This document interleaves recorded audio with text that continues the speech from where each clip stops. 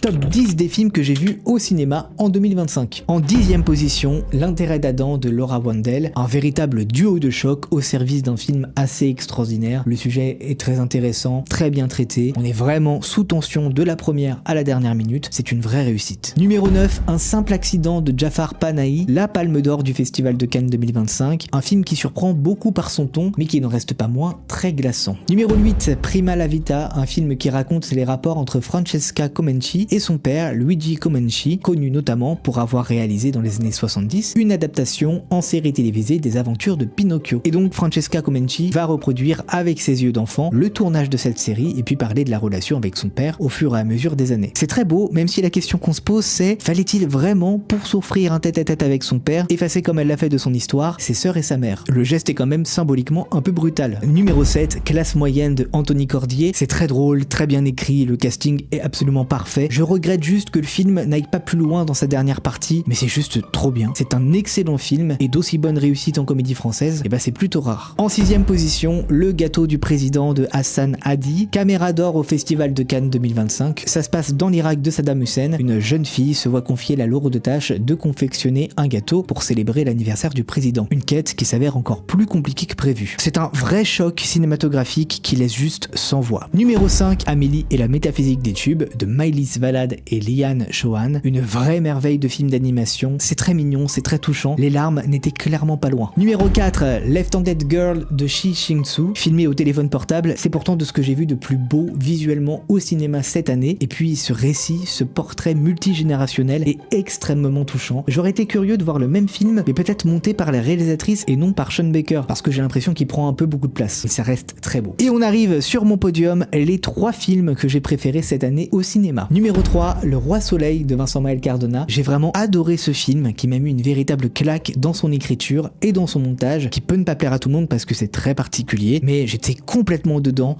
complètement investi, j'ai adoré la moindre seconde de ce film. Et puis cette fin, bordel, cette fin! En 2e position, Running Man, un excellent Edgar Wright, une solide adaptation de Stephen King, et ça c'est déjà assez rare, ça déborde de générosité, et ça a quand même une réflexion assez intéressante quand même sur la manipulation des masses à travers les médias, la télévision, les intelligences artificielles génératives, et ce que ça peut apporter de plus terrible pour la société. Et pourtant ça reste un super divertissement et un excellent film tout court. Mais le film que j'ai préféré cette année au cinéma, c'est Arco d'Hugo Bienvenu. Exceptionnel film d'animation français, c'est peut-être du ressaucé de métal hurlant, je sais pas, je connais pas, c'est pas mon univers. Ce que je sais, c'est que j'ai rarement été autant ému au cinéma. C'est sublime, tout simplement. Voyez Arco si vous le pouvez au cinéma, ne passez pas à côté, c'est un chef-d'œuvre. Et toi, c'est quoi les meilleurs films que tu as vus cette année? Dis-moi ça en commentaire et pense à t'abonner.